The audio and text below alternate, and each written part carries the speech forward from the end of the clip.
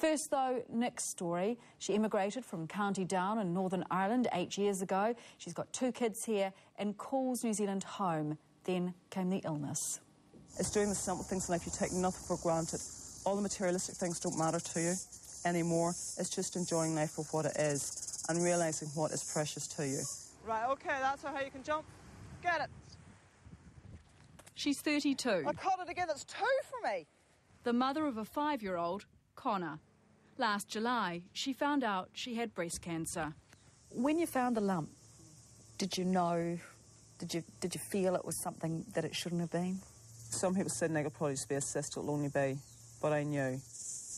I had a double mastectomy. I was advised because of my age it would be a good idea to have a double mastectomy if I didn't mind, if I wasn't too concerned about that. And thankfully I did, because when my histology report came back, I had stage 3 breast cancer. It was in the lymph nodes. Don't mind me if I don't watch. No, that's all right. Even more seriously, Nick's breast cancer was of the HER2 type. HER2 is a protein that accelerates the growth of the cancer, making it particularly aggressive. Fabulous, we're on our way. Herceptin's one of the new type of targeted cancer medicines that attacks only the cancerous cells. So what is your prognosis at this point? At this point, whenever I seen my oncologist, she said, well, without treatment, if you don't have any treatment, it's about 30%. If you opt for chemotherapy, which she said was strongly advised you to do, with your radiotherapy, that brings it up to about 50%. Of survival. Of survival. They also said if you can afford Herceptin, we would strongly advise you to have it. But at $100,000, I'm a sole mum, I don't have assets, unfortunately. A lot of women are selling their homes, taking a second mortgage out, trying to fundraise, and it's a lot. Living with cancer is very, very difficult. It's extremely difficult.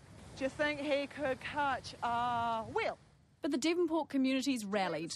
They're fundraising the cost of the drug. $120,000 is needed.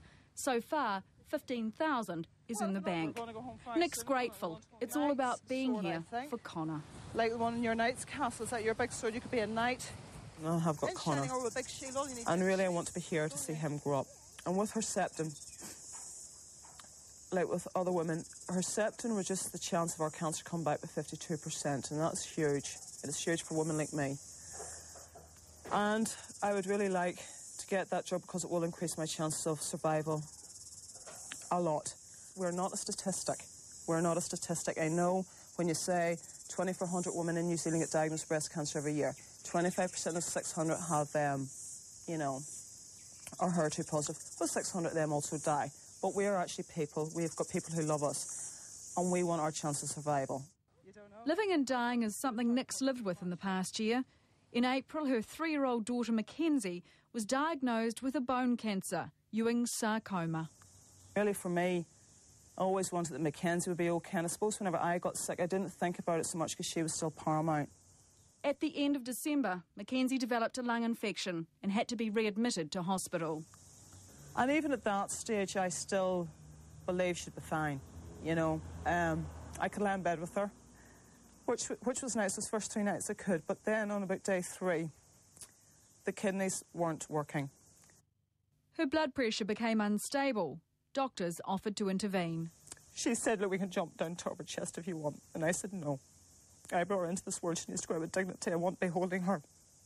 So we took her off the machines and they brought her to me. And I got to carry her out of her journey at her life's end. I think she's not home yet. Now the struggle's been transferred to Nick herself. But she's not alone. There are 600 women with HER2 breast cancer.